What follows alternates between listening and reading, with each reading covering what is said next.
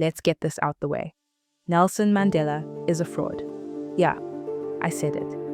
And before you cry, blasphemy, ask yourself this. What exactly changed for the poor in 1994?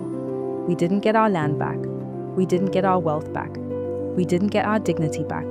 We got a flag, a song, and a public holiday. That's it. The Mandela you worship is a product, designed, packaged, and sold to the world by the very system he claimed to fight.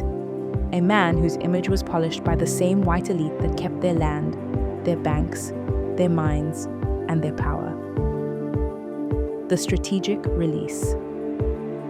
Not a miracle. Mandela wasn't freed because apartheid was defeated.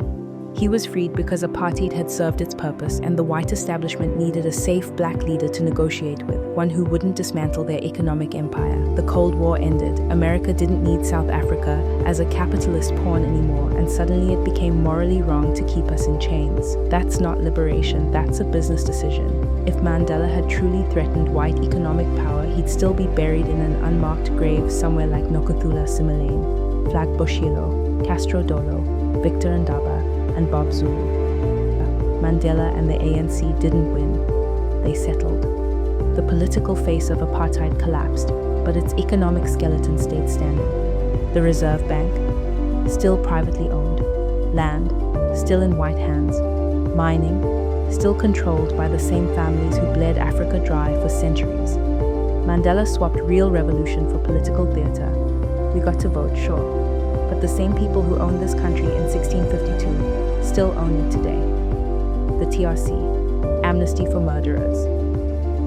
They call the Truth and Reconciliation Commission a success. I call it a funeral for justice. Killers, torturers, and apartheid generals confessed their crimes on TV, and then went home to enjoy their pensions. No prison cells, no restitution. Meanwhile, the mothers of the dead were told to forgive and move on. Corporations that bankrolled apartheid never paid a cent back. That's not reconciliation. That's sweeping blood under the rug. The broken promises of the Freedom Charter. The Freedom Charter said, the people shall share in the country's wealth. Mandela's ANC tore that page up.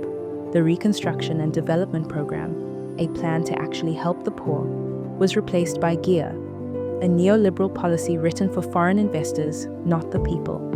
Privatization, cuts to social programs, unemployment skyrocketing, poverty deepening.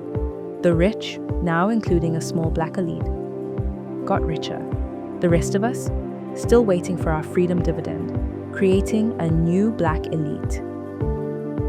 Black economic empowerment was a scam. It didn't empower the masses. It created a handful of politically connected billionaires who became just as corrupt and disconnected as the white elites they replaced.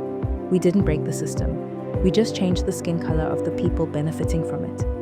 Now, your ANC saviors are the new oppressors. Why this matters today. South Africa is one of the most unequal countries in the world. That didn't happen by accident. It's the result of a negotiated betrayal. Mandela is a saint abroad, but here at home, millions live in shacks, jobless and landless, while the wealth of our ancestors sits in someone else's bank account. The truth. Even if Mandela had never been president, we'd still be here, because the game was rigged long before the first black vote was cast. We would still have no land. We would have the freedom to vote. An equality-only difference is the president would be white, and we'd still be fighting. But now that the oppressors look like us, we do not care about justice anymore. The day of the fraud. And yet, every year, we're told to celebrate Mandela Day, to honor the man who signed away our economic freedom. I say, replace it with Steve Biko Day, or better yet, make it Fraud Day, a reminder of how the poor got conned into thinking they were free. Mandela freed us politically, but kept us chained economically. And until we tell the truth about that deal, until we break the power of the land thieves and corporate parasites, the so-called Rainbow Nation will remain exactly what it is, a painted mask hiding the same old face of oppression. As Steve Biko said, the most potent weapon in the hands of the oppressor is the mind of the oppressed. And right now, South Africa's mind is still trapped in a Mandela-shaped cage.